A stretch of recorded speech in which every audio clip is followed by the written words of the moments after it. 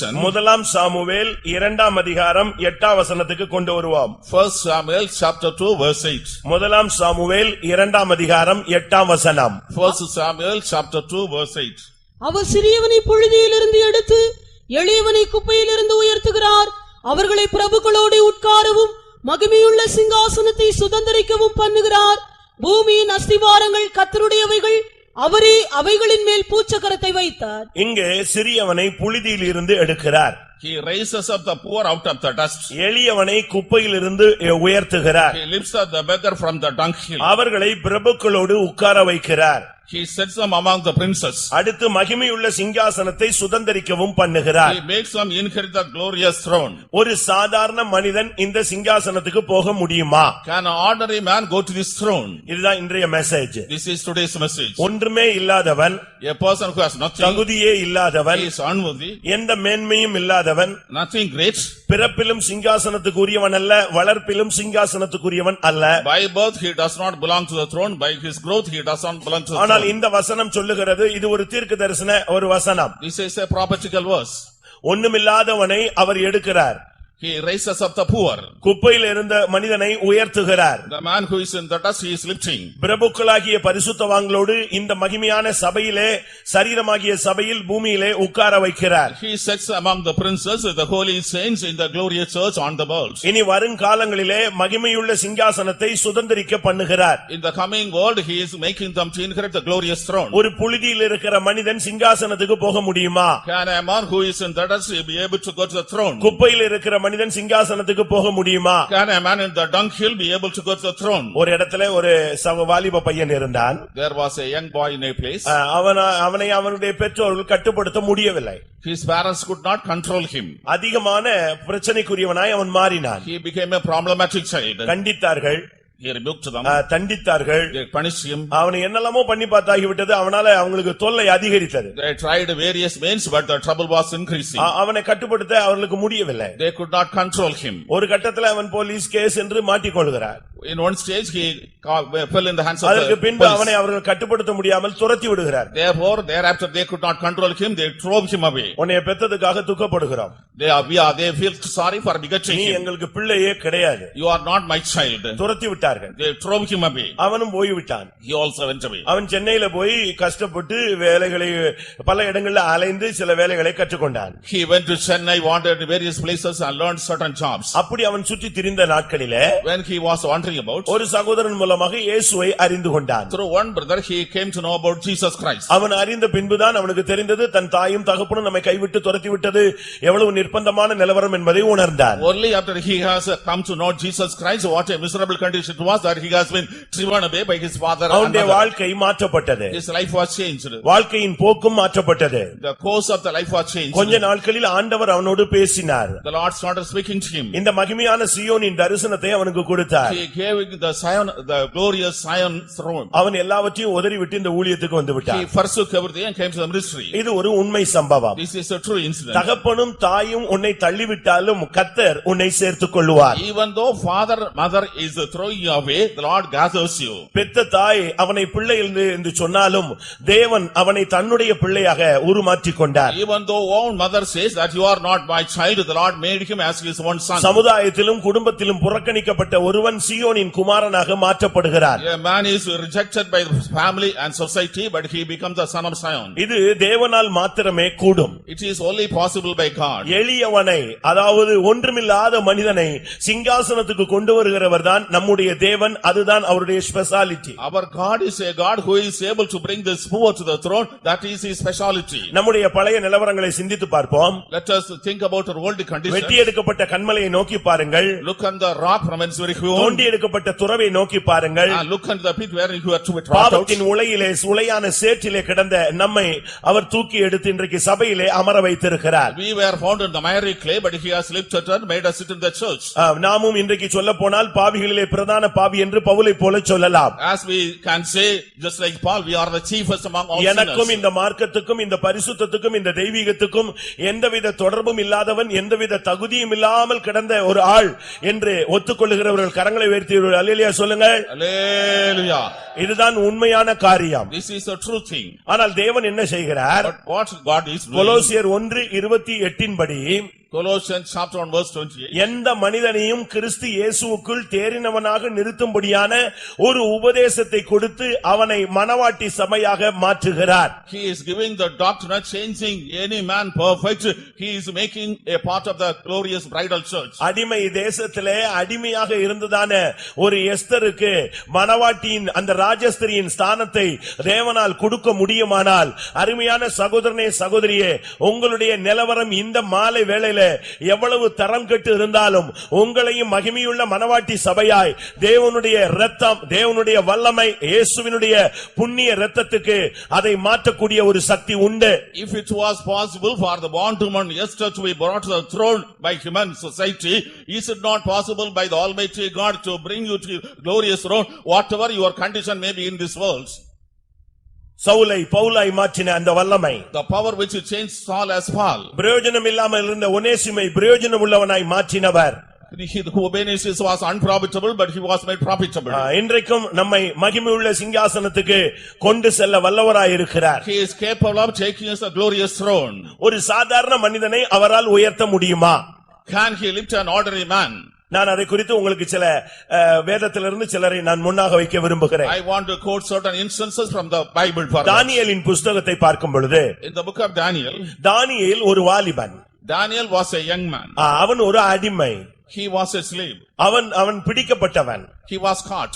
அவனுக்கு ஒரு வாய்ப்பு கிடைத்தது. He got a chance, opportunity. ராஜ போஜனத்தை புசித்து சுகபோகமாய் வாழ்கிற ஒரு வாழ்வு அவனுக்கு கிடைத்தது. He got a life to royal meat and lead a luxurious life. அவனுக்கு அந்த வாய்ப்பை தேவன் கொடுத்தார் என்று நாம் சொல்லலாம். We can say God himself gave him this opportunity. ஆனால் அந்த சூழ்நிலையிலே அவனை அவர் சிங்காசனத்துக்கு கொண்டு போக மறைமுகமான ஒரு திட்டத்தை வைத்திருந்தார். But in that situation, the Lord has kept a hidden plan in order to take him to the throne. ஒரு சாதாரண மனிதனை தேவனால் சிங்காசனத்துக்கு கொண்டு போக முடியுமா என்பதற்கு நான் 2-3 காரியங்களை உங்கள் முன்னாக வைக்க விரும்புகிறேன். I want to place below 2 or 3 instances to prove that is it possible for a God to take an ordinary man to the throne. எப்படி இருந்தால் ஒரு மனிதன் சிங்காசனத்துக்கு வர முடியும்? What should be the condition of man to come to the throne? தானியேலுடைய புத்தகம் 5ஆம் அதிகாரம் 16ஆம் வசனத்திலே ராஜா சொல்லுகிறான், நீ இந்த காரியத்தை வெளிப்படுத்தினால் நீ ராஜ்யத்திலே 3வது இடத்துக்கு வர முடியும். In the book of Daniel chapter 5 verse 16, the king says, if you are able to reveal this secret, you will be able to come the 3rd position in this kingdom. நீ ராஜ்யத்திலே 3ஆம் அதிபதியாய் இருப்பாய். You will be the 3rd ruler in this government. இவனுக்கும் இந்த தேசத்துக்கும் எந்த சம்பந்தமும் கிடையாது. He did not have any contact with this country. இவனுக்கும் இந்த ராஜ குடும்பத்துக்கும் எந்த தகுதியும் கிடையாது. He did not have worthiness to become a part of this royal throne. அரசாட்சி செய்கிற அளவிலே எந்த விதமான மெச்சூரிட்டியும் அவனுக்கு கிடையாது. He did not have a maturity to have this dominion. எந்த சூழ்நிலையும் அவனுக்கு ஒத்து போகிறதே கிடையாது. No situation was adjustable to him.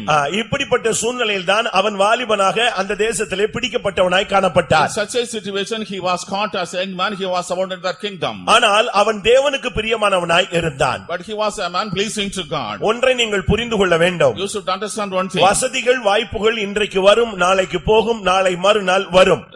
Riches and facilities may come today, tomorrow it will go, the day after tomorrow again it comes. வாழ்க்கை ஏற்றத்தாழ்வுகள் நிறைந்தது. Life is full of ups and downs. ஒரு சிலருக்கு கர்த்தர் கொடுத்து பார்க்கிறார், அவர்கள் போய் விடுகிறார்கள். The Lord gives to certain people, they go away. CPM சபையை குறித்த பழைய ஒரு வார்த்தை உண்டு. Regarding CPM church, there is an old verse. ஆரம்ப காலங்களிலே இந்த சபைக்கு தேவன் கொடுக்காமல் சோதித்தார். வறுமையினாலே தரித்திரத்தினாலே ஊழியம் சபை ஜனங்கள் சோதிக்கப்பட்டார்கள். In the beginning days, the Lord was trying this church without giving anything.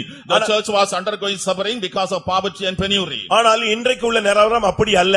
But the condition prevailing today is different. தேவன் தன்னுடைய கான்செப்டை மாற்றி இருக்கிறார். The Lord has changed his concept. இப்பொழுது நடக்கிற சம்பவம் என்ன? What is the instant taking? ஊழியர்களுக்கும் ஜனங்களுக்கும் தேவன் அளவில்லாமல் கொடுக்கிறார், கொடுத்து சோதிக்கிறார். இவர்கள் இதில் உண்மையாக இருக்கிறார்களா? The Lord is giving limitless to the believer believers and the servants of God, and he is trying to prove whether they are faithful in it. ஆனால் தரிசனமற்ற விசுவாசிகளும் ஊழியர்களும் என்ன செய்கிறார்கள்? இவர் கொடுத்து சோதிக்கிறார் என்பதை தெரியாமல் நாம் பட்ட கஷ்டத்துக்கு கர்த்தர் நமக்கு கொடுக்கிறார் அனுபவிக்க என்று நின்று எண்ணிக்கொள்ளுகிறார்கள். What is the thought of the believers and servants who do not have vision?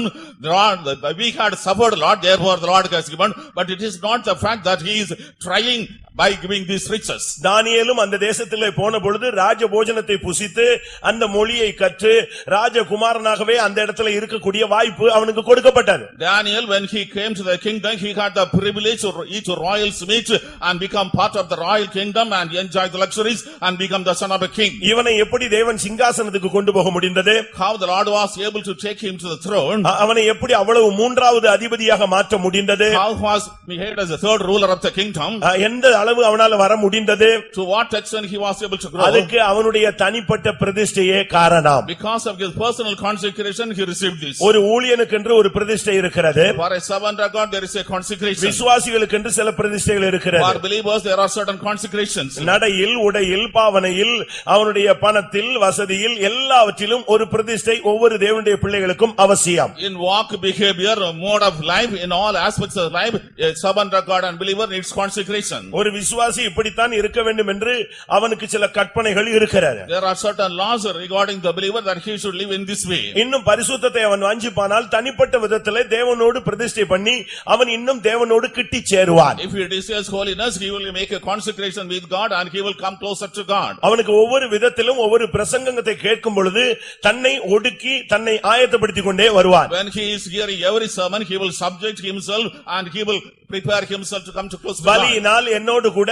உடன்படிக்கை பண்ணின என்னுடைய பரிசுத்தவான்களை அவர் கூட்டிச் சேருங்கள் என்பார். ஏனென்றால் பலியினால் ஒரு உடன்படிக்கை செய்ததான ஊழியர்களும் உண்டு, விசுவாசிகளும் உண்டு. There are servants of God and believers who have made a covenant with him by sacrifice. The Lord will say, gather such people unto me.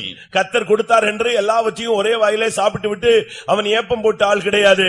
தன்னுடைய பிரதிஷ்டையை அந்த இடத்துல தான் முதலாவது வெளிப்படுத்துகிறார். He was not a man because God has given him everything plenty and finished, but he is revealing his consecration in that context. இந்த முதலாவது பிரதிஷ்டை அவனை கனம் பண்ண ஆரம்பித்தது. The first consecration made him honorable. இரண்டாவது ராஜா சொப்பனம் பார்க்கிறார். Secondly, the king sees a dream. இப்பொழுது கர்த்தருடைய ஆவியானவர் அவனுக்கு உதவி செய்கிறார். Now the spirit of God is helping him. இப்பொழுது அவனை குறித்து மற்றவர்கள் சொல்லுகிற சாஸ்திரிகள், ஜோசியர்கள் சொல்லுகிற வார்த்தை என்ன? What are the things spoken by the astrologers and the wise men regarding him? தானியேல் 2:11 மாம்சமாய் இருக்கிறவர்களோட வாசம் பண்ணாத தேவர்களை ஒழிய இதை யாருமே சொல்ல முடியாது. In Daniel chapter 2 verse 11, only those beings who are not having their contact with the flesh, but they are having the contact with the heavenly beings will be able to reveal these things. மாம்சத்துல இருப்பான், ஆனால் மாம்சமாய் இருக்கிறவர்களோட வாசம் பண்ண மாட்டான். He will live in the flesh, but he will not have contact with the people who are in flesh. இயேசு கிறிஸ்துவை குறித்து பவுல் பேசும் பொழுது மாம்சத்தின்படி நாங்கள் கிறிஸ்துவை கூட அறிய மாட்டோம் என்று சொல்லுகிறார். When St. Paul speaks about Lord Jesus Christ in the carnal sense, we do not know Lord Jesus Christ. மாம்சத்தின்படி எவனையும் அறியாதவர்கள் மாத்திரமே அந்த மகிமையான ஆவியானுடைய உதவியோடு தேவனுடைய மகத்தான கிரியைகளை செய்ய இயலும். Those who do not have anything connected with carnality will be able to do these highly exalted manifestations of God. இந்த போஜனத்திலே உள்ள பிரதிஷ்டையும் இந்த மாம்சமா இருக்கிறவர்களோடு வாசம் பண்ணாமல் தன்னுடைய ஜீவியத்தை காத்துக் கொண்டது நிமித்தம் தானியேல் 2:48 அவன் பாபிலோன் மாகாணத்தின் அதிபதியாக மாற்றப்பட்டான். Because of the consecration and he was not having contact with the carnally minded people, Daniel was lifted to the high position in the kingdom of Babylon. Babylon மாகாணத்தின் அதிபதியாக அவன் மாற்றப்பட்டான். He became the governor of the province of Babylon. ஒரு பிரதிஷ்டை ஒரு மனிதனை எவ்வளவு உயர்த்துகிறது? How much the consecration is lifting a person? மாம்சத்தை நீங்கள் கட்டுப்படுத்தினால் தேவன் உங்களை கனம் பண்ணுவார். If you control your flesh, the Lord will honor you. அவனுக்குள்ளே தேவர்களுடைய ஆவி, வெளிச்சத்தின் ஆவி அவனுக்குள்ளே இருந்தது. In him there was the spirit of God, the spirit of light of God. அவனை குற்றம் கண்டுபிடிக்க முயற்சித்தார்கள், அது முடியவில்லை. They tried to accuse him, but it could not be possible. அவனும் சாத்ராக், மேஷாக், ஆபேத்நேகோ எல்லாரும் வாலிபர்கள், ஆனால் ஒரு மனமுள்ள ஆவிக்குரிய வாலிபர்கள். Himself, Shadrach, Meshach, Abednego were young men, they were one-minded young men. அருமையானவர்களே, சிங்காசனத்துக்கு நீங்கள் போக வேண்டுமா?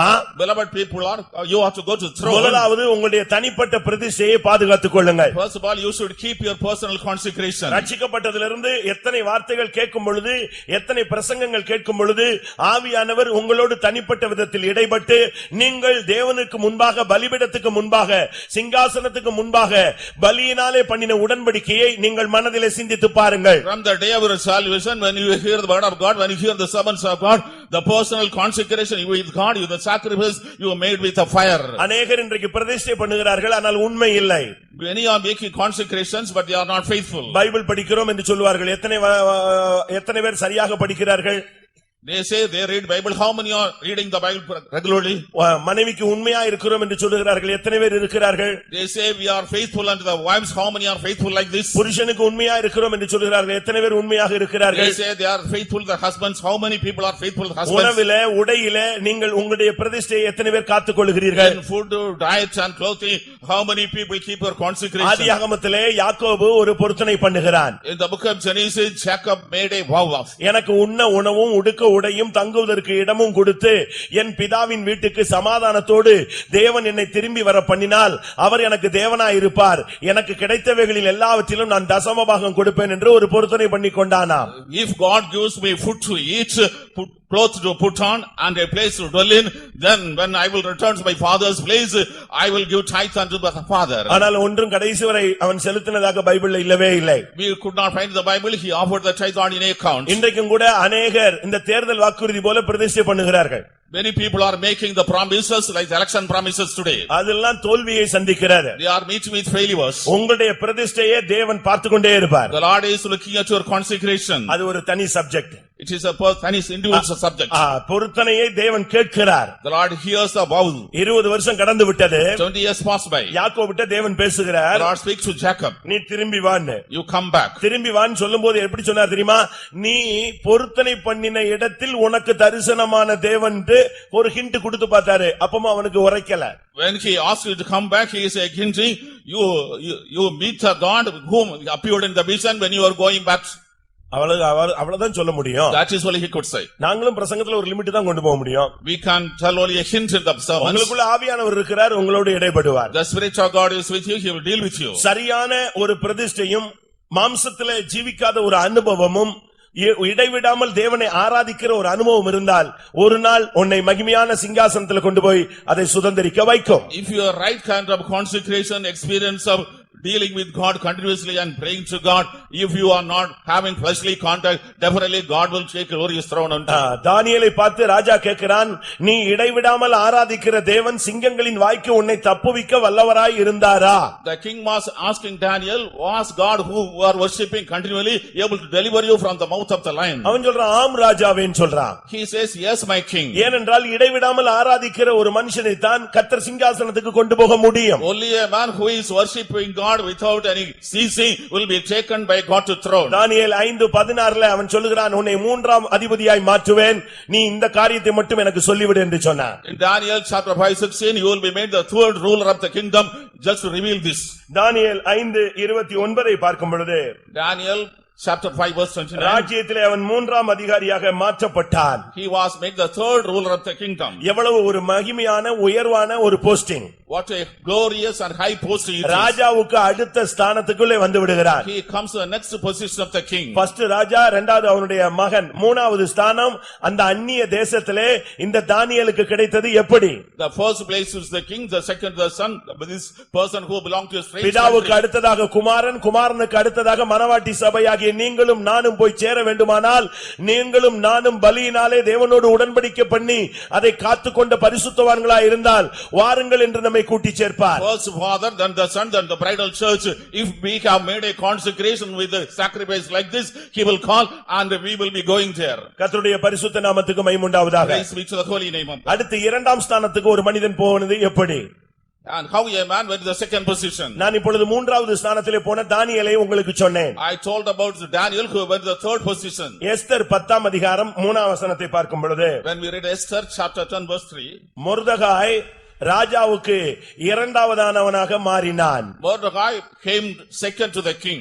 எப்படி அவனால் மாற முடிந்தது? How he was able to come. சிங்காசனத்திலே தேவனுக்கு அடுத்த ஸ்தானத்துக்கு எப்படி நீங்களும் நானும் போக முடியும்? How you and I can go to the second position of the throne. தானியேல் ஒரு அடிமை வாலிபன். Daniel was a slave boy. அவனை அந்நிய தேசத்திலே சிங்காசனத்துக்கு கொண்டு போய் தேவனால் வைக்க முடிந்தது. In a foreign country, the Lord was able to take him to the throne. அதுவும் அடிமை சங்கிலியை உடுத்தின இல்லாவிட்டால் அடிமைத்தை தனத்தை ஏற்படுத்தின அந்த தேசத்திலே இவர்கள் போய் அமர்ந்தார்கள். In the country when he was bound with chain, in the same country he was exalted. எப்பொழுதெல்லாம் தேவன் தம்முடைய ஜனத்தை சத்துருக்கள் கையில ஒப்புக்கொடுன்னு நினைக்கிறாரோ அப்பெல்லாம் நேபுகாத்நேச்சார் பாபிலோன் ராஜா தான் அங்க வருவான். Whenever the Lord is handing over his children to the enemies, King Nebuchadnezzar comes. ஆனா அந்த இடத்துல இவனை மூன்றாவது ஸ்தானத்துக்கு தேவனால் கொண்டு வந்தது எதனால்? In that place the Lord brought you in third position. How it was possible? அருமையானவர்களே, நீங்கள் இந்த மாலை வேளையில எவ்வளவு நிலவரம் குறைந்தவர்களாக இருந்தாலும் சரி, இன்றைக்கு மாம்சமா இல்லாத ஒரு வாழ்க்கைக்கும் ஒரு பிரதிஷ்டைக்கும் ஒரு மனதிற்கும் இடைவிடாமல் ஆராதிப்பதற்கும் உங்களை நீங்கள் சமர்ப்பித்தால் மகிமையின் தேசத்திலே மூன்றாவது இடத்தை நீங்கள் பெற்றுக்கொள்ள இயலும். Beloved people, doesn't matter in whatever low standard you are seeing today, if you have life of praying without ceasing, if you have the consecration, if you do not have any contact with carnality, then the Lord will be able to take the high position on throne. இரண்டாவது மொர்தெகாய். Secondly, Mordecai. அது மொர்தெகாய் என்று சொன்னால் சிறிய மனிதன் அர்த்தம். Mordecai means a small man. அவன் யார் தெரியுமா? Who was he? 2ஆம் அதிகாரம் 21ஆம் வசனம் இல்லாவிட்டால் 3ஆம் அதிகாரம் 2ஆம் வசனத்துல பாத்தீங்கன்னா வாயில் காப்போன். In second chapter verse 21 and third chapter we read he was a gatekeeper. அவனுக்கு வரும்போது எல்லாருக்கும் கதவை திறந்து விடணும், வர்றவங்களுக்கு விஷ் பண்ணணும். இதுதான் அவனுடைய posting. When the people came, he would open the gate and we should salute them. That was his posting. அவனும் கூட ஒரு அடிமை. He was also a slave. அவனுக்கு குடும்பம் கோத்திரம் ஒண்ணுமே கிடையாது. He did not have family or relationship. அவன் தன்னுடைய உறவினர் பெண்ணாகிய எஸ்தரை தன்னுடைய வீட்டிலே வளர்த்து அவளை மகளாக அங்கீகரித்துக் கொண்டான். He brought up the uncle's daughter in his house and accepted as his daughter. அந்த எஸ்தர் அத்சாலை அவன் வளர்த்தான். He brought up Asa. அப்படினா எஸ்தர்னா என்ன அர்த்தம்? What's the meaning Esther? நட்சத்திரம், மறைவான நட்சத்திரம்னு அர்த்தம். Star, that is hidden star. தன்னுக்குள்ளே ஒரு நட்சத்திரத்தை வளர்த்துக் கொண்டே வந்தான். He was bringing a star in him. ஒரு சாதாரண மனிதன், An ordinary man, ஒரு வாயில் காப்பவன், a gatekeeper. எந்த விதமான தகுதியோ படிப்பறிவோ மேன்மையோ புகழ்ச்சியோ எந்த இதுமே கிடையாது. அவனுக்கென்று ஒரு தூக்கு மரம் தொங்கிக் கொண்டு ரெடியாக இருக்கிறது. He did not have any qualification or anything great for him. A gala was waiting. அதுதான் அவனுடைய ஃபைனல் ஸ்டேஜ்னு எல்லாருக்குமே தெரியும். Everybody knew that he was a final stage. Mordecai time கிடைச்சா ஆமான் அவனை நிச்சயமா தூக்குல போட்டுருவான், அது சத்தியம். If Mordecai got him, definitely he will hang him on the gallows. It is definite. மரம் அங்க ரெடி பண்ணி அங்க வைத்தாகி விட்டது. The gallows was made ready and kept. ஆனால் தேவனுடைய திட்டத்தை நீங்கள் நோக்கி பாருங்கள். Look unto the plan of God. எந்த தகுதியும் இல்லாத ஒரு மனிதன், he did not have worthiness. ஒருவேளை நீங்கள் பிரியமானவர்களே இந்த மாலை வேளையில பலவிதமான பாவங்கள், அக்கிரமங்கள், அநியாயங்கள், மாம்சீகங்கள்ல நீங்கள் கட்டப்பட்டவர்களாக, பிடிபட்டவர்களாக, அகப்பட்டவர்களாக, சிக்கிக் கொண்டவர்களாக நீங்கள் காணப்படலாம். Beloved people, perhaps you have been caught in various sins and iniquities and transgressions, various carnal things and other things are which are mean. வெளியே சொல்லப்படாத குற்றங்களும் வெளியே சொல்லப்படக்கூடிய குற்றங்களும் உங்களிலே மறைந்திருக்கலாம். There may in you the hidden things which cannot be revealed outside or they can be revealed. ஆனால் ஒன்றை நீங்கள் புரிந்து கொள்ள வேண்டும். But you should understand one thing. உலக தோற்றத்துக்கு முன்னே கிறிஸ்துவுக்குள் உன்னை தேவன் தெரிந்து கொண்டார் என்பதை நீ மறந்துவிடக் கூடாது. You should not forget that God has chosen you even before the foundation of the world. நீ தேவனாலே முத்திரிக்கப்பட்ட ஒரு நபர். You are an individual sealed by God. பரிசுத்த ஆவியானவர் உன்னை முத்திரித்து வைத்திருக்கிறார். The Holy Spirit has sealed you. ஆனால் நீ சிங்காசனத்துக்கு வர வேண்டுமானால் என்ன செய்ய வேண்டும்? If you want to come to the throne, what should you do? யாரையும் காக்கா பிடிச்சு நீ வர முடியாது. You should not catch hold of something. யாரையும் கால் கையை பிடிச்சு நீ மேல போற முடியாது. By recommendation you can't come up. அதுக்கு ஒரு வாழ்க்கை இருக்கிறது. For that there is a life. ஒன்று நீ எஸ்தரை வளர்க்க கூடியவனாக இருக்க வேண்டும். And you should be bringing up Esther on one hand. ஒரு பரிசுத்தமான ஒரு பெண்ணை, ஒரு கன்னி பெண்ணை அவன் வளர்த்து கொண்டே வந்தான். He was bringing up a holy woman. உனக்குள்ளே ஒரு கன்னித்தன்மை, ஒரு தெய்வீக தன்மை, கற்புள்ள தன்மை, பரிசுத்தமுள்ள ஒரு தன்மை, பிழையற்ற கரையற்ற ஒரு வாழ்க்கையை நீ இந்த உலகத்துல மெயின்டைன் பண்ணிட்டே வரணும். In your life there should be virginity, chastity. You should maintain life without any kind of uncleanness, with any kind of unclean things. நீ சும்மா இருந்தாலும் பாவம் உன்னை தேடி வரும். You are idle, the sin will come seeking you. நீ சும்மா இருந்தாலும் அது உன் மனக்கதவை தட்டும். If you are idle, it will knock at the mind door. உனக்கு திடீர்னு புது புது நண்பர்கள்லாம் வருவார்கள். New friends will come to you. இப்படி பல தன்மைகள் வரும். Various experiences will ஆனா come. இவைகளுக்குள்ள நீ கிறிஸ்துவுக்குள்ளே ஒரு கற்புள்ள கன்னிகையாக உன்னை மாற்றிக்கொண்டே இருக்க வேண்டும். In the midst of all these situations, you should change yourself a chaste virgin in Christ. Pavul கொரிந்தியருக்கு சொல்லும் பொழுது கிறிஸ்து என்னும் புருஷனுக்கு, ஒரே புருஷனுக்கு கற்புள்ள கன்னிகையாக நான் உங்களை நியமித்திருக்கிறேன். Saint Paul writing Corinthians, I have espoused a chaste virgin to Lord Jesus Christ. Christ. அந்த பெண் தான் ராஜஸ்திரியாக மாறுகிறாள். That girl is become the queen. உனக்குள்ளே ஒரு நட்சத்திரத்தை, ஒரு கன்னித்தன்மையை, ஒரு தெய்வீக தன்மையை, கற்புள்ள வாழ்க்கையை நீ பாதுகாத்தால் அது மகிமையான சிங்காசனத்துக்கு அந்த பெண்ணை கொண்டு போகும், உன்னையும் கொண்டு போகும். In you, if you keep the star, the virginity, chastity, a purity alive, it will take you to the position of throne. Esther 4ஆம் அதிகாரம் 1ஆம் வசனத்துல பார்க்கும் பொழுது, The book of Esther chapter 4 verse 3. அவனுக்கு ஒரு பிரச்சனைனா அலறுவான். தேவ சமூகத்துல கடந்து புழுதியை போட்டுக்கொண்டு ரட்டு உடுத்திக் கொண்டு அலறி கதறக்கூடிய ஒரு மனிதன். A man, if he got a problem, he will be crying in the presence of God, putting sackcloth on him, putting dust upon him. உன்னுடைய குடும்பத்துல பல பிரச்சனைகள் இருக்கே, நீ எவ்வளவு ஜெபிக்கிறாய்? There are many problems in family, how much you pray? உன்னுடைய சபையில இவ்வளவு போராட்டங்கள் இருக்கே, எவ்வளவு நேரம் உன்னுடைய முழங்கால் முடக்கப்படும்? There are so much struggles in family, how many hours you are kneeling down your knees? நான் ஒரு சகோதரி சொன்னாங்க, எங்களுக்கு ரொம்ப கடன் இருக்குன்னு சொன்னாங்க. Yes, sister told we are indebted too much. எவ்வளவு கடன் இருக்குன்னு சொன்னேன். I asked how much debt? ஒரு 7 லட்சம் ரூபாய் 8 லட்சம் ரூபாய் இருக்கும் நாங்க. She said 7 lakhs or 8 lakhs. சரி, நீங்க எவ்வளவு நேரம் ஜெபிக்கிறீங்கன்னு கேட்டேன். How much time do you pray? அது ஒரு 10 நிமிஷம் ஜெபம் பண்ணுவாங்க. We pray for 10 minutes. அப்ப இன்னொரு 10 வருஷம் ஆகும் சிஸ்டர்னே. I check it will take 10 years more. நீ 10 நிமிஷம், உனக்கு 24 மணி நேரம் கர்த்தர் கொடுத்து இவ்வளவு ப்ராப்ளம் உனக்கு முன்னால நிக்கும்போது உனக்கு 10 நிமிஷம் ஜெபிக்கிறதுக்கு தான் உனக்கு மைண்ட்ல இருக்குன்னா அவ்வளவுதான் உனக்கு மெச்சூரிட்டினா தேவன் உனக்கு கொடுக்க முடியாது. The Lord has given you 24 hours, you have so much problems and loads, but you are spending 10 minutes to spend in the prayer, then what can God do? பணத்துல மட்டும் தசமபாகம் இல்ல. Not only tithing in the money. நீ நேரத்திலேயே உன்னுடைய தசமபாகத்தை நீ செலுத்தணும். In time also you should submit your tithe. நீங்க அப்படி பயிற்சிவிக்கப்பட வேண்டியது அவசியம். It is essential, you should be trained in this way. உனக்குள்ளே ஒரு அலறுதல் இருக்க வேண்டும். In you there should be a crying. உனக்குள்ளே ஒரு கதறுதல் இருக்க வேண்டும். And there should be a groaning. ஜனங்கள் அழிவை நோக்கி போகிறார்களே என்கிற ஒரு கதறுதல் இருந்தது. There was a crying, the people are going towards perishing. சரியான பிரேயர் லைஃப்னா என்ன? What is the right prayer night? சகரியா 12:10 பார்க்கும் பொழுது, In the book of Zechariah chapter 12, கிருபையின் ஆவியும் விண்ணப்பத்தின் ஆவியும் ஊற்றுவேன். I will pour the spirit supplication prayer. அப்பொழுது ஜனங்க எப்படி ஜெபிப்பாங்களா? How the people will pray? ஒருத்தனுக்கு ஒரே பிள்ளை இருந்தா அந்த பிள்ளை செத்து போயிட்டா எப்படி கத்துவான்? அப்படி ஜெபிப்பானா? A person has one child, he was lost, then how he will pray? In that way they will pray. 4 பிள்ளை இருந்து தலைச்சன் பிள்ளை செத்து போயிட்டா அந்த ஆளு எப்படி கத்துவான்? அப்படி ஜெபிப்பானா? There were 4 sons, the first son was dead, then how he will weep? In that way they will pray. அதுதான் உண்மையான ஜெபம். கிருபையின் ஆவியும் விண்ணப்பத்தின் ஆவியும் என் மேல உங்க மேல ஊத்திட்டா நீங்க ஸ்டைலா ஹalleluya ஆமென்லாம் போட மாட்டீங்க. உட்கார்ந்த உடனே முழங்கால் போட்டு கதறி கண்ணீர் விட்டு அழுது புரண்டுவீங்க. That is the right prayer. If the Lord is pouring the spirit of supplication and prayer in you, and the Lord will be creating such a immense spirit in us that we will be weeping and groaning and praying.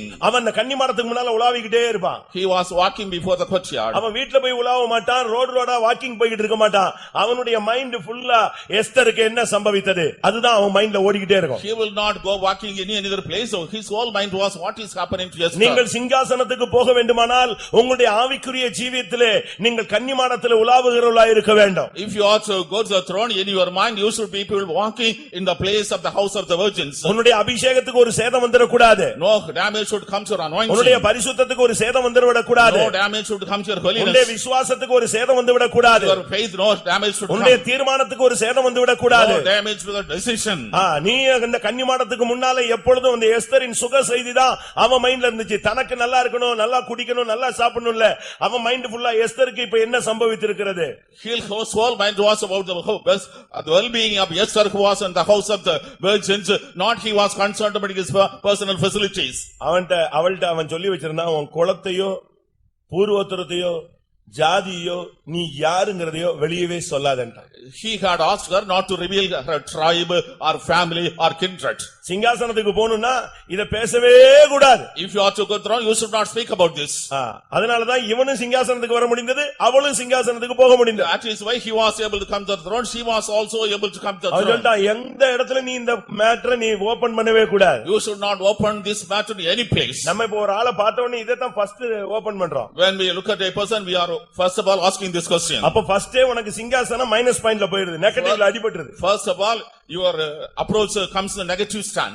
நம்முடைய சிங்காசனத்துக்கு நம்ம போணும்னா நம்ம யாருனே தெரியக்கூடாது. If you are to go to the throne, we should not நான் யூதனுக்கு யூதன், கிரேக்கனுக்கு கிரேக்கன். I am a Jew and a Greek. எல்லாருக்கும் எல்லாருமானேன். அவன்தான் பவுல்.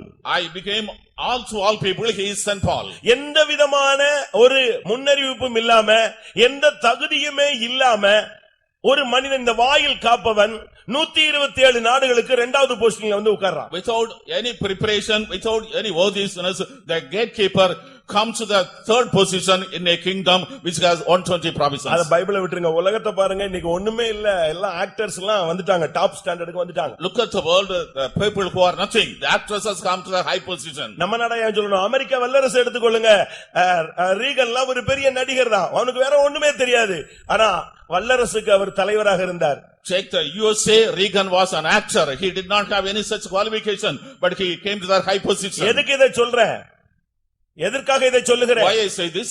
தேவனுக்குள்ளே உன்னுடைய வாழ்க்கை சரியாக இருந்தால் உன்னை சிங்காசனத்துக்கு கொண்டு போய் வைப்பது அவருடைய கடமை. If the word of God is right in you, it is duty to take the throne. ஒரு தகுதியும் இல்லாம வாசல்ல நின்னுட்டு எல்லாருக்கும் விஷ் பண்ணிக்கிட்டு வர்றவன் போறவனுக்கு எல்லாம் எழும்பி நின்று நமஸ்காரம் பண்ணிக்கிட்டு இருக்கிற ஒரு ஆளை கர்த்தர் 127 நாடுகளுக்கு அகாசுவேருக்கு அடுத்து போய் உட்கார வைத்தார்னா அவர்தான் தேவன். He was a gatekeeper, he did not have worthiness, he was saluting everyone coming and going, but the Lord has brought him the high position in a kingdom which has 127 provinces. That is God. எழுத்தின் பிரகாரமா உனக்கு எந்த தகுதியும் தேவையில்லை, வேத வசனத்தின்படி உன்னுடைய தகுதியை அமைத்துக் கொண்டால் அது போதுமானது. Literally you don't need any qualification. If you have the qualification in the worldly sense, scripture sense, it is enough. அடுத்ததாக நான் யோசேப்பை உங்களுக்கு முன்பாக வைக்கிறேன். And I present Joseph before you. ஆதியாகமம் 41:41 பார்க்கும் பொழுது In the book of Genesis chapter 41, எகிப்து முழுமைக்கும் அவன் அதிகாரியாக மாற்றப்பட்டு விட்டான். he became the ruler all over the land of Egypt. இன்னும் 43ஆம் வசனத்துல இரண்டாம் ரதத்துல ஏறி அவன் எகிப்தை சுற்றி பார்க்க ஆரம்பித்தான். In verse traveling in the second chariot and going around the land of Egypt. அவன் அந்த தேசத்துக்கு உரியவனா? Did he belong to that country? அவன் ஒரு எபிரேயன். He was a Hebrew. எபிரேயன் என்ன அர்த்தம்? What is meant by Hebrew? பரதேசின்னு அர்த்தம். The pilgrim. நாம எல்லாரும் யாருதான்? Who are we? நாம எல்லாருமே பரதேசிகள் தான். We are all pilgrims. அப்படி சொன்னா எல்லாருக்கும் கோபம் வரும். They will get angry people. முதலாம் பேதுரு 1ஆம் அதிகாரம் 2ஆம் வசனத்துல கொஞ்சம் டீசென்ட்டா சொல்லிருக்கு, தெரிந்து கொள்ளப்பட்ட பரதேசிகளுக்கு நான் எழுதுகிறேன்னு பேதுரு எழுதுறார். In 1 Peter chapter 1 verse 2, chosen pilgrims and strangers write. நாம் இந்த உலகத்துக்குரியவர்கள் அல்ல. We do not belong to this world. யோசேப்புக்கு அந்த எகிப்து தேசத்துல அவன் பிறந்தவனும் அல்ல, அது எப்படி இருக்குன்னு அவனுக்கு தெரியவே தெரியாது. Joseph was not born in the land of Egypt, he did not know what was the nature of that country. அவன் அவங்க அப்பாவுக்கு செல்ல பிள்ளையாக இருந்தான். But was a beloved child of the father. அண்ணனுங்களுக்கு எல்லாம் அவன் காட்டி கொடுக்கிறவனாய் காணப்பட்டான். He was betraying his brothers. எல்லாரும் அவனை வெறுத்தார்கள், ஒதுக்கினார்கள். All peoples hated him and forsook him. ஆனா ஒரு தரிசனம் அவனுக்கு இருந்தது. But he got a vision. ஒரு வெளிப்படுத்தல் இருந்தது. He got a revelation. ஒரு தேவனுடைய திட்டம் அவனுக்குள்ளே தெரிந்தது. He saw a plan of God. கர்த்தர் ரெண்டு விஷயம் அதை அவனுக்கு நினைப்பூட்டி அவனுக்கு வெளிப்படுத்தி கொடுத்திருந்தார். The Lord reminded him 2 times and gave a revelation about it. ஆனா போனதெல்லாம் வித்தியாசமான பாதை.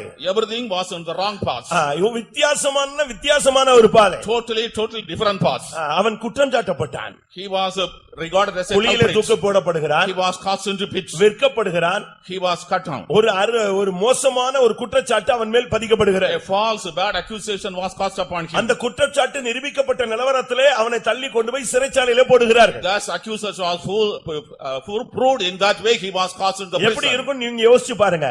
Such a thing, what is his செய்யாத condition? தவறுக்கு நிரூபிக்கப்பட்டது போல மாட்டிக்கொண்டு ஒரு அனாதையாக தாய் தகப்பனுடைய ஆதரவு இல்லாமல் அண்ணன் தம்பியுடைய ஆதரவு இல்லாமல் தேசத்திலே யாருடைய தயவும் இல்லாமல் தேவன் ஒருவரே மாத்திர நம்பி அந்த வாலிப பிராயத்திலே அந்நிய தேசத்திலே அடிமையாக சிறைச்சாலையில் கிடந்த மனிதன். For a false accusation and false accusation proved, he was put into the prison.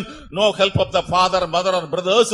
He was in foreign country. Nobody to help him or enquire him. Only God was his help. In that way, he was living in a strange country. இவ்வளவு நிர்பந்தமான நிலவரத்துக்கு போறதுக்கு அவனுக்கு என்ன தவறு செஞ்சான்? What mistake did he go to miserable condition? அநேகர் சொல்றாங்க, நாங்க என்ன தப்பு பண்ணோம், ஏன் இப்படி ஆண்டவரை இப்படி ஒரு நெருக்கமான பாதையில கொண்டு வராரு? Many are asking this, what mistake, wrong did I? Lord is taking the straight and path. அவன் செஞ்ச தப்பு என்னன்னு நீங்க படிச்சு பாத்தீங்கன்னா, உன்னை உன்னுடைய சகோதரரிடத்திலே அனுப்ப போகிறேன்னு சொன்னா, இதோ நான் போகிறேன்னு சொன்னா, கீழ்ப்படிதல் தேவ சித்தம் தான் செஞ்சான். ஆனா அதுக்கு ரிசல்ட் அவனை வித்துட்டாங்க. His mistake was, father said, I sent you to your brothers. He obeyed and went to do the will of the father. That was his mistake and he was caught there. அருமையானவர்களே, சூழ்நிலைகள் எவ்வளவு மாறினாலும் Beloved, situations may change. தேவ சித்தத்துக்கு கீழ்ப்படிகிற ஒரு பழக்கத்தை வைத்திருந்தால் முடிவு உனக்கு சிங்காசனம். If you are obeying the will of God, the end is your throne. நான் முடியாது என்று அவன் சொல்லவே இல்லை. He did not say, I cannot. அவனுடைய சகோதரன் அவனை நேசிக்க மாட்டாங்கன்னு அவனுக்கு தெரியும். He knew his brothers would not love him. அதே காரியம் தகப்பனுக்கும் தெரியும். The father know that thing. பிதாவுக்கும் தெரியும், குமாரனுக்கும் தெரியும். The father knew it, the son also knows it. பிதா குமாரனை அனுப்பும் பொழுது அவர் போய் சிலுவையில பாடுபட வேண்டும் என்பது தெரியும். குமாரன் வரும் பொழுது நமக்கு சிலுவையில தான் மரணம்ங்கிறது தெரியும். When the father said the father knows that the son should go and suffer on the cross. When the son came, he knew that he should die in the cross. பேதுரு மறுதலித்தாரே, பவுல் மறுதலிக்கவில்லையே, ரெண்டுக்குள்ள காரணம் என்ன? Peter denied, and Paul did not. What is the difference between two? பேதுருவுக்கு அந்த வெளிச்சம் இல்லை, பவுலுக்கு அந்த வெளிச்சம் இருந்தது. Peter did not have the revelation, Paul had the revelation. பவுலுக்கு அவன் எவ்வளவாய் பாடுபட வேண்டும் என்பதை ஆரம்பத்திலேயே கர்த்தர் காட்டிவிட்டார். In the beginning God has shown how much he should suffer. அருமையானவர்களே, கீழ்ப்படிதல் என்பது ஒரு மனிதனுடைய வாழ்விலே எப்பொழுது இருக்கிறதோ, தேவ சித்தத்துக்கு சமர்ப்பிக்கிற மனிதன் இன்றல்ல ஒரு நாள் சிங்காசனத்துக்கு அவன் வந்தே சேருவான். Beloved people, when there is obedience in the life of a when a person is submitted to the will of God, definitely today or tomorrow he will come to the throne. Gethsemane தோட்டத்திலே என்னுடைய சித்தத்தின்படி அல்ல உம்முடைய சித்தத்தின்படியே ஆகக் கடவது என்று சொன்ன பொழுது அவர் மறுபடி சிலுவை பாதையிலே போனாலும் எல்லா நாமத்துக்கும் மேலான நாமத்தை அவர் பெற்றுக்கொண்டார். எல்லா வானங்களுக்கும் மேலாக அவர் உயர்த்தப்பட்டார். In the garden of Gethsemane, even though he said not my will, let things happen according to the will, even though he went in the path of sufferings, in the path of cross, finally he was overcomer, he was exalted above all the names. பாவம் அவனை பின்தொடரவில்லை, பாவம் அவன் கையை பிடித்து இழுத்தது. The sin did not follow him, sin caught his hand and pulled. அவனுக்கு இஷ்டத்துக்கு வாழக்கூடிய வாய்ப்புகள் இருந்தது. He had a life to live as he would. நேர் என்னை காண்கிற தேவன் என்கிற ஒரு பயம் இருந்தது. He had a fear, God looks at him. தேவனுக்கும் அவனுக்கும் ஒரு சரியான ஒரு பரிசுத்தத்திலே ஒரு ஐக்கியம் இருந்தது. In holiness there a right fellowship with God. தேவனுக்கும் அவனுக்கும் ஒரு பிரதிஷ்டையிலே ஒரு இணைப்பு இருந்தது. There was a link and consecration between him and God. என்ன வந்தாலும் சரி, நமக்கு வாழ்க்கையே இல்லாமல் போனாலும் சரி, நமக்கு கல்யாணமே ஆகாட்டாலும் பரவாயில்லை, நாம் இந்த தேசத்திலே சாகிற வரைக்கும் சிறைச்சாலையிலே கடந்து செத்து போனாலும் பரவாயில்லை, நான் பாவம் செய்வது எப்படி? Whatever it may be, if even though I do not have a life, I may not get married, perhaps I will have to die in the prison in this country, even then I will not commit sin. அவனுடைய வரங்கள் மாத்திரம் அவனுக்குள்ள அனல் கொண்டு கொண்டே இருந்தது. Only the gifts were kindling in him. பிரச்சனை ஜாஸ்தியாச்சு, ஆனா அந்த நேரத்துல அவன் வரங்களை அனல் மூட்டி கொண்டே வந்தான். The problems were increasing, but he was kindling the gifts in him. ஆரம்பத்துல இவனுக்கு சொப்பனம் கிடைச்சது. In the beginning he had dreams. ஆனா நாட்கள் போன பின்பு மத்தவங்க சொப்பனங்களுக்கு இவன் அர்த்தம் சொல்லக்கூடிய ஒரு பகுத்தறிவின் ஆவி, ஒரு வியாக்கியானத்தின் ஆவியை பெற்றுக்கொண்டான். But as days by he revealed the gifts of the interpretation of the dreams of others. உங்களுக்கு கிடைத்த அபிஷேகத்தின் மூலமாக கிடைத்த வரங்கள் வல்லமைகளை நீங்கள் சீலையிலே சுற்றி மண்ணிலே புதைத்து வைத்து விட்டீர்களா? விளக்கை கொளுத்தி மரக்காலால் மூடி வைத்து விட்டீர்களா? இல்லாவிட்டால் அந்த வரங்களிலே நீங்கள் வளர்ச்சி அடைந்து பிரகாசம் அடையக்கூடிய ஒரு வாழ்க்கைக்கு வந்திருக்கிறீர்களா? Regarding the gifts and talents that you received the Holy Spirit, have you bundled and hidden in them? Are you lightening them, and because of that you are growing in spiritual life? ஒருத்தன் வந்து சொப்பனம் சொல்றான், உடனே அர்த்தம் சொல்றான். நம்மள மாதிரி ஆள்னா சொப்பனமா, நான் ஏற்கனவே சொப்பனம் பார்த்தேன், இங்க வந்து உட்கார்ந்திருக்காமா. And one person comes and say, I saw a dream, he gives interpretation. Not only that, he says the dream and gives interpretation also. உங்கள்ட்ட யாராவது ஒரு பிரச்சனையில வந்து கேட்டா, நானே ஏற்கனவே 7-8 பிரச்சனையில இருக்கேன், நீ ஏன்ட்ட வந்துட்டியான்னு சொல்லுவோம். If anybody comes and narrates his problem, what you will say? Already I am in the midst of problem, why you are coming and narrating to me? அவன் அத பத்தில யோசிக்கிறதே இல்ல. He did not think about it. அவனுக்குள்ள ஒரு அபிஷேகம் இருந்தது. In him there was anointing. அந்த சிறைச்சாலையிலே manage பண்ணி போயிட்டே இருக்கிறான். He was managing him even in the prison. அங்கேயும் அவனுக்கு கிடைச்ச அந்த யூனிஃபார்ம் போட்டுக்கறான். அவனுக்கு மீசை தாடி எடுக்கிறதுக்கு சவரம் பண்றதுக்கு டைமும் கிடையாது, வாய்ப்பும் கிடையாது. தாடியை மீசையை வச்சுக்கிட்டு அந்த இடத்திலேயே கிடந்து கர்த்தருக்காக நின்றான். He was wearing the uniform of the prison. He did not have an instrument or time to shave his beard. Yet he was undergoing sufferings. Yet he lived for God. ஆனா என்ன நடந்தது? What happened? கர்த்தர் ஒரு நாள் திடீர்னு ஒருத்தனை அனுப்பு, ராஜா ஆள் அனுப்பினான். ஜனங்களின் அதிபதி அவனுடைய கட்டவிழ்க்க சொன்னான். திடீர்னு ஓடி வந்தாங்க. இவன் சிறைச்சாலையில இருக்கிறான், அந்த ஜெயில் Dress எல்லாம் மாத்திட்டு அழகான ஒரு Dress ஒதுக்கி போட்டாங்க. But what happened one day, a messenger came and told and reported that the king is calling him. The dress of the prison was changed, a nice dress was given to him. அடுத்த ஆள் வந்தா அவன் சவரம் பண்ணி விட்டு ஆரம்பிச்சான். Another person came, shaved his face. இவனுக்கு ஒண்ணுமே புரியல. He could not understand anything. கொஞ்ச நேரத்துல பார்த்தா ராஜாவுக்கு முன்னால வந்து நின்னாச்சு. Within a short time he was standing before the king. ராஜா சொன்னா, நான் ஒரு சொப்பனம் பார்த்தேன், அதுக்கு நீ அர்த்தம் இப்ப சொல்லணும், நான் உன்னை குறித்து கேள்விப்பட்டேன். The king told, I saw a dream, I heard about you that you should interpret the dream. இது எல்லாமே ஒரு ஒண்ணு அவருக்குள்ள ஒரு பெரிய change. Whenever all these great changes are taking place, எப்படி இருக்கும்னு யோசிச்சு பாருங்க. just imagine the situation. 10 நிமிஷத்துல அதுக்கு அர்த்தம் சொல்லியாச்சு. In 10 minutes he gave the interpretation. அர்த்தம் சொன்ன உடனே ராஜா சொல்றான், நீ இவன் தான் தேவ ஆவி பெற்றவன், இவனே இருக்கட்டும், எல்லாரும் தண்டனிட்டு பணியுங்கள் அப்படினா அவ்வளவு நின்ன அவ்வளவு ஆபீசரும் தண்டனிட்டு பணியல்னா அப்படி முகங்குப்புற விழுந்து வாழ்கன்னு சொல்லணும். And within a short time, what happened? He is the ruler. He is the person with the right spirit. He should become the ruler. All officers, please bow down and salute him. What does it mean? All people should bow to him, worship him. சரியான அபிஷேகத்தை பெற்று நீ ஒரு உடன்படிக்கை பெட்டியாய் மாறிப்பார். உனக்கு முன்னாக இந்த தாகோன் விழுந்து உடையத்தான் செய்யும். Receiving the right on you, become the Ark of Covenant. All these experiences will come to you. தண்டனிட்டு பணியுங்கள் சொன்னா அங்க போத்திபார் நின்னுட்டு இருக்கிறார்.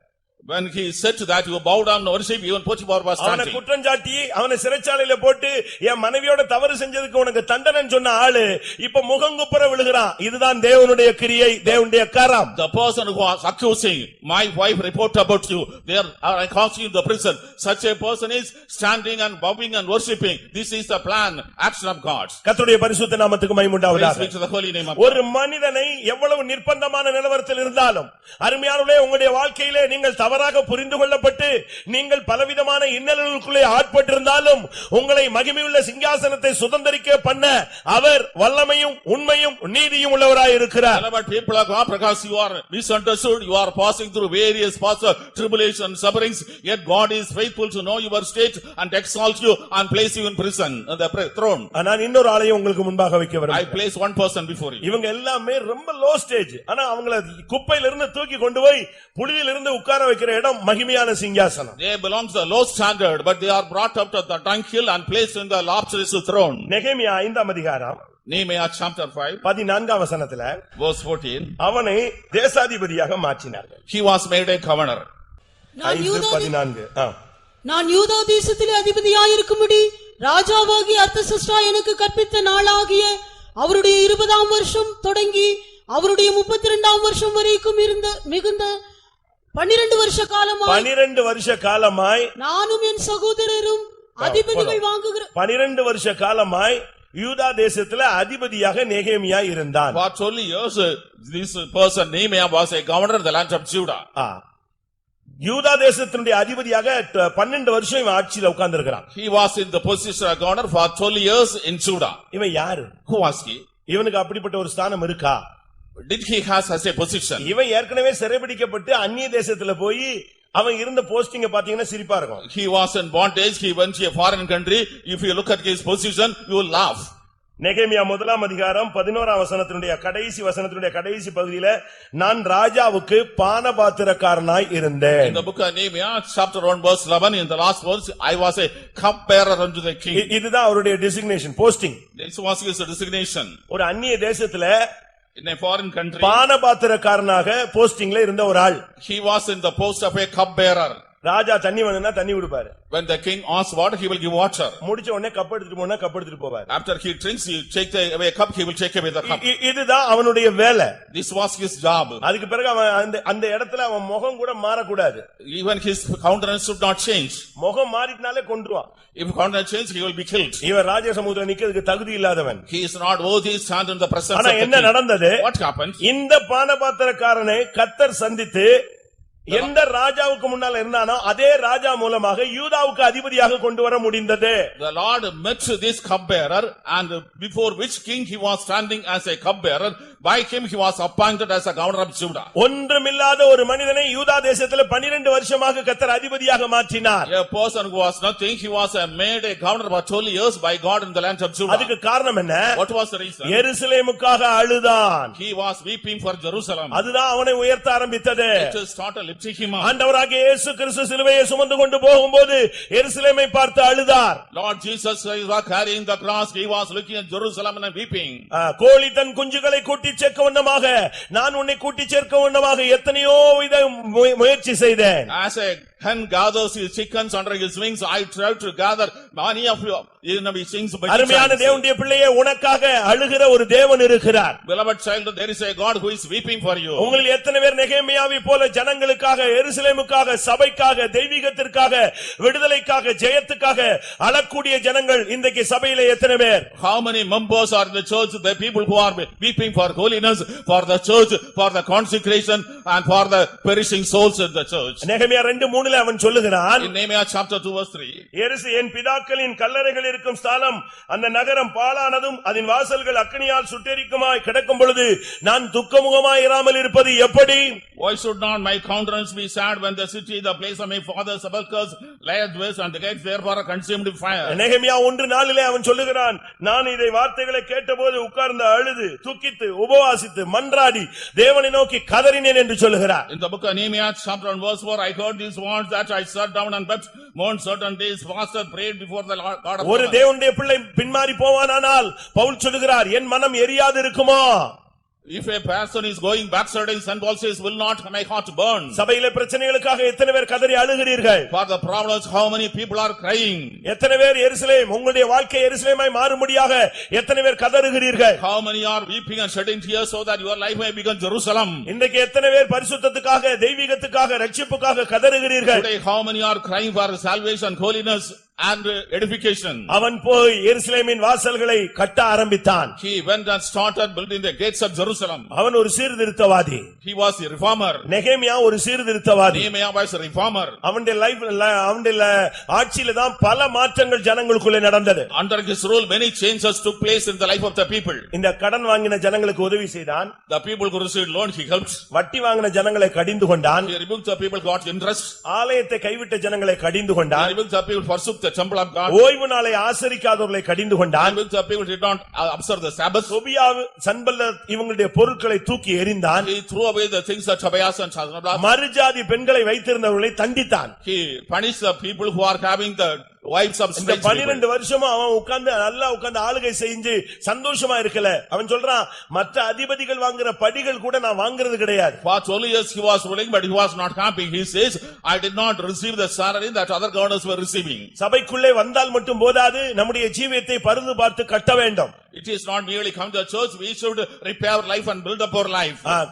கடன் வாங்குற அனுபவத்தை நாம் நிறுத்த வேண்டும். We should give up the experience of borrowing. பணத்தை வட்டிக்கு கொடுக்கிற தன்மையை நிறுத்த வேண்டும். We should give up the experience of lending money for interest. ஆலயத்தை குறித்து கவலையற்றமா இருக்கிற தன்மையை மாற்ற வேண்டும். We should not be careless about the church. சபைக்குள்ளே வந்தால் மட்டும் போதாது, ஓய்வு நாளை சரியாய் நீங்கள் ஆசரிக்க வேண்டும். It is not simply come to the church, you should observe the Sabbath. உங்களுடைய வாழ்க்கையில் இருக்கிற தொபியாவின் பொருட்களை, கர்த்தருக்கு பிரியமில்லாத, தேவ சித்தமில்லாத காரியங்களை தூக்கி வெளியே எறிய வேண்டும். You should throw away the things of Tobiah, things which are not pleasing to the Lord should be thrown away.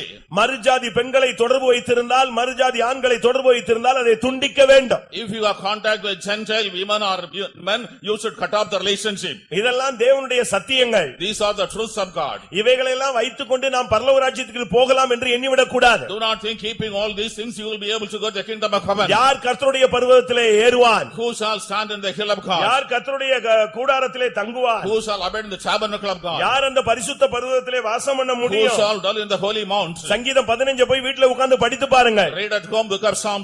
யார் கர்த்தருடைய பர்வதத்திலே வாசம் பண்ண முடியும்? Who can dwell in the tabernacle of God? கர்த்தருடைய பரிசுத்த நாமத்துக்கு மகிமை உண்டாவதாக. Praise be to the holy name of God.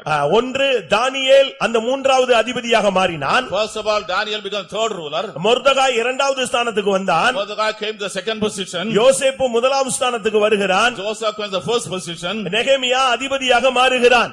Nehemiah becomes a governor. எந்த தகுதியும் இல்லாத, எந்த விதமான வம்ச வரலாறு தகுதியான வம்சம் இல்லாதவர்களும் தேவனாலே இந்த பூலோகத்திலே உயர்த்தப்பட்டார்கள். They did not have any birth, they did not have any genealogy, yet such poor people were exalted by God in this world. இவைகள் நமக்கு திருஷ்டாந்தங்களாக எழுதப்பட்டிருக்கிறது. These are written as ensembles for us. இந்த உலக சிங்காசனத்துக்கு இப்படி ஒரு லைஃப் இருக்க வேண்டும் என்றால், நாம் பரலோகத்துக்கு போக வேண்டுமானால் நம்முடைய லைஃப் அதை விட எவ்வளவு மேன்மையாக இருக்க வேண்டும். If for the throne of this world, if we lead such a life, how much more standard life we should have go to the throne of heaven. அவர்கள் நம்மை அல்லாமல் பூர்ணராகவில்லை. They did not become become perfect except us. அப்படியானால் நாம் இதை விட எவ்வளவு மேலான ஒரு உன்னத வாழ்க்கை வாழ வேண்டும் என்பதை நாம் விளங்கிக் கொள்ள வேண்டும். It is how much exalted and much standard life we should lead on, we should understand. இன்னொரு நபரை உங்களுக்கு முன்பாக வைக்கிறேன். I want to place one person. அவனுக்கு ஆசை இருந்தது, வர முடியவில்லை. He had desired, could not come. அவன் எல்லா இடத்திலும் சொல்லுவான், நான் செகண்ட் ஸ்டாண்டர்ட் செகண்ட் போஸ்டுக்கு வந்துருவேன், செகண்ட் போஸ்டுக்கு வருவேன். எப்ப பார்த்தாலும் அதுதான் அவனுடைய rhymes. Every word he was repeating the rhymes. I will come the second position, I will come the second அது position. தவறு அல்ல. It is not mistake. அது ஒரு நல்ல வாஞ்சை. It was a good desire. ஆனால் அந்த வாஞ்சைக்கு ஏற்ற வாழ்க்கை இல்லை. But he did not have life pertaining to our desire. முதலாம் சாமுவேல் 23ஆம் அதிகாரத்திலே பார்க்கும் பொழுது In 1 Samuel chapter 23. 16, 17, 18 வசனங்களிலே Verses 16, 17 and 17 மட்டும் வாசியுங்கள். நீ பயப்பட வேண்டாம், என் தகப்பனாகிய சவுலின் கை உம்மை கண்டுபிடிக்க மாட்டாது. நீர் இஸ்ரவேலின் மேல் ராஜாவாயிருப்பீர், அப்பொழுது நான் உமக்கு இரண்டாவதாயிருப்பேன். நீர் இஸ்ரவேலின் மேல் ராஜாவாயிருப்பீர், நான் உமக்கு இரண்டாவதாயிருப்பேன். இது சவுலின் மகனாகிய யோனத்தான் தாவீதினிடத்திலே சொன்ன ஒரு வார்த்தை. You shall be king over Israel, I shall be next unto thee. These were the words spoken by Jonathan unto David. அவன் சொல்லுகிறது ஒரு நல்ல சரியான ஒரு தீர்க்கதரிசன வார்த்தை.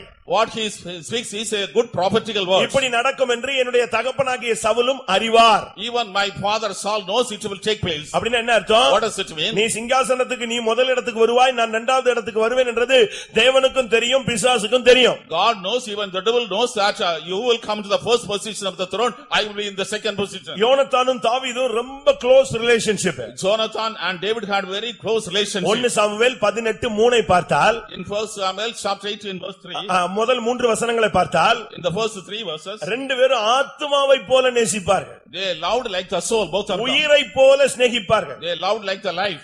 ஒரு கட்டத்துல யோனத்தான் தன்னுடைய வில்லு, அம்பு, Dress, சால்வை எல்லாத்தையுமே தாவீதுக்கு கொடுத்துட்டான். On one occasion, Jonathan gave his robe, garments, girdles, sword to David. எப்ப பார்த்தாலும் ரெண்டு பேருக்கும் உடன்படிக்கை நடக்கும். Very soon they are making covenants. நீ முதல்ல வருவ, நான் இரண்டாவது வருவேன். You will come the first position, I will be in the second இதுல position. எந்த மாற்றமும் இருக்க கூடாது. There should not be any change in it. ரெண்டு பேரும் உடன்படிக்கை பண்ணிக்கொள்வார்கள். Both of them made a covenant. 1 Samuel 20ஆம் அதிகாரத்துல பார்க்கும் பொழுது, In 1 Samuel chapter 20, 17ஆம் வசனத்துல மறுபடியும் இந்த உடன்படிக்கையை புதுப்பிக்கிறார்கள். in verse 17, that covenant is once again renewed. 1 Samuel 20:41 பாத்தீங்கன்னா, 1 Samuel chapter 20 verse 41, ரெண்டு பேரும் முத்தம் கொடுத்து அழுது கட்டி பிடிச்சு முத்தம் கொடுத்து அழுவாங்க. they fell on his face to the ground, bowed himself, kissed one another and were weeping. 1 Samuel 20:42 மறுபடியும் இந்த உடன்படிக்கை புதுப்பிக்கப்படுகிறது. In 1 Samuel chapter 20 verse 42, once again the covenant is renewed. இது அடிக்கடி ரெண்டு பேரும் இந்த subject பேசிக்குவாங்க. Very often they used to talk about the subject. நல்லது நல்லது. Good. ஆனா என்ன நடந்துச்சு? But what happened? இது நடந்துச்சா? Did it take place? நான் இரண்டாவது வருவேன் வருவேன் வருவேன் வருவேன் சொல்லிட்டு இருந்தானே, இவன் வர முடிந்ததா? He was telling, I will come the second position. Was it happening? இவனுடைய முடிவு எப்படி இருந்தது? How was he sent? 1 Samuel 31:2 இவன் வெட்டப்பட்டு மரித்தான். In 1 Samuel chapter 31 verse 2, he was slain and he was dead. வாஞ்சை, அறிக்கை இதெல்லாம் நல்லது. The desire confession is good. தேவனுடைய ராஜ்யம் பேச்சில் அல்ல. The kingdom of God is in speech. அது பலத்தில் இருக்கிறது. It is in power. அது பேசி பேசியே கெட்டு போறது இல்ல. Not wasting speaking. நீ தேவனுடைய ராஜ்யத்துக்கு போகணும்னா அதுக்குரிய ஒரு வாழ்க்கை வாழ வேண்டியது அவசியம். If you are to go to the kingdom of heaven, you should lead a life pertaining to it. இரண்டாவது ஸ்தானத்துக்கு வர முடியல. He could not come to the second position. வருவேன் என்று பல விசை சொல்லி அவன் திடப்படுத்திக் கொண்ட மனிதன். Many times he said, I will encourage himself. அவனுக்கு அந்த தகுதி இருந்தது. He had the qualification. ஆனா அவன் வருவேன் அவன் வாஞ்சித்தான். He desired to come. ஏன் அவனுக்கு வர முடியல? Why he could not come? இன்னைக்கு நம்ம எல்லாரும் எக்காலம் துணிக்கும் மறுரூபமாவோம்னு அல்லேலூயான்றீங்க. We say the trumpet will sound, all will be transformed. Hallelujah. போக முடியற கூடிய ஒரு வாழ்க்கை வாழ்கிறோமா? Are we leading a life which will be caught up? அநேகர் சொல்றது என்னன்னா, இரக்கமுள்ள தேவன் நம்மளை விட மாட்டார், அப்படி எல்லாத்தையும் பிக்கப் பண்ணிடுவார்னு சொல்றாங்க. The merciful God will not leave us, he will pick up everybody. People say. அப்படிலாம் கிடையாது. It is not so. அவருடைய கடைசி ரவுண்ட் பரிசுத்தம்னு ஒரு ரவுண்ட் வச்சிருக்கிறார். He is having last round, that is holiness. காணிக்கை தசமபாகம்னா நீங்க பீட் பண்ணிடுவீங்க. You may be beating in tithes and offerings. பரிசுத்தம் தான். பரிசுத்தம் இல்லாமல் ஒருவனும் தேவனை தரிசிப்பது இல்லை. Holiness without which no man shall see God. ஏன் இவன் காலத்துக்கு முன்னே மரித்தான். Why he died before time? ஏன் அவனுடைய வாஞ்சை நிறைவேறவில்லை? Why his desire was not fulfilled?